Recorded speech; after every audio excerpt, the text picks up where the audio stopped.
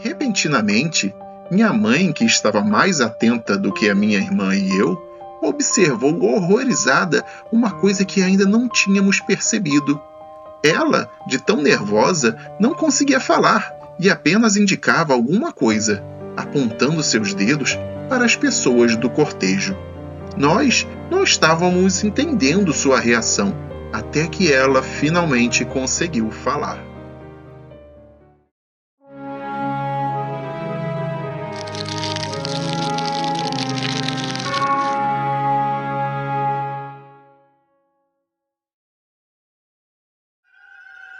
Antes de começarmos a falar sobre esse caso, não se esqueça de se inscrever no canal, compartilhar o vídeo com sua família e seus amigos e, é claro, deixar o seu super like para nos ajudar. O like não custa nada para você, mas vale muito para o canal. Muito obrigado e vamos lá! Meu nome é Alfredo e o meu caso, apesar de ser muito estranho e assustador, já é meio conhecido e até comum entre as pessoas que gostam desses assuntos sobrenaturais e paranormais. É sobre um cortejo de assombrações. Só que esse não é qualquer um. Ele é especial para mim, pois aconteceu comigo e com a minha família. Então, eu tenho autoridade para narrar e contar cada detalhe sobre esse terrível evento que presenciei e nunca esqueci. Vamos aos fatos. Uma vez, depois de bastante tempo de procura, a minha família comprou uma casa que era só atravessar a rua e já era o cemitério. Era uma casa antiga e sombria, muito mal localizada, mas foi a única que o nosso pouco dinheiro na época permitia que fosse adquirida. O imóvel era lateral em relação ao cemitério, quase ao lado mesmo, porém com uma rua separando o cemitério da casa. Apesar da aparência tenebrosa e estranha, a casa era muito boa e espaçosa, e logicamente não conseguiríamos tê-la comprado se ela estivesse localizada em outro lugar. Era claro que ela valeria bem mais em qualquer outro lugar que não fosse ao lado de um local cheio de covas e sepulturas. Um dia, minha mãe, minha irmã e eu estávamos dentro de casa distraídos, olhando para fora através de uma das janelas laterais da casa, uma das que davam vista justamente para o cemitério.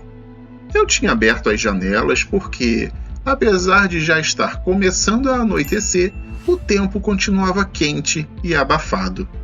E ficamos ali conversando por vários minutos, até que começamos a observar, lá dentro do cemitério, um cortejo de várias pessoas murmurando e caminhando lentamente. Não dava para ouvir o que elas falavam, mas eram ruídos de choros e gemidos, sons bem baixinhos e tristes. Ficamos então acompanhando aquele cortejo, imaginando que tivesse recém-falecido alguém bem conhecido na região, por causa do número de pessoas que vimos. E elas continuavam lá, lamentando-se e andando calmamente. Mas, subitamente, algo nos chamou a atenção. Percebemos que no início do cortejo não havia caixão nenhum. Nesse caso, não estava havendo enterro algum. Começamos a nos perguntar o que faziam ali todas aquelas pessoas juntas em fileira. Pensamos rapidamente em várias hipóteses, inclusive em uma reunião para fazer algum trabalho de feitiçaria no cemitério. Repentinamente, minha mãe, que estava mais atenta do que a minha irmã e eu, observou horrorizada uma coisa que ainda não tínhamos percebido.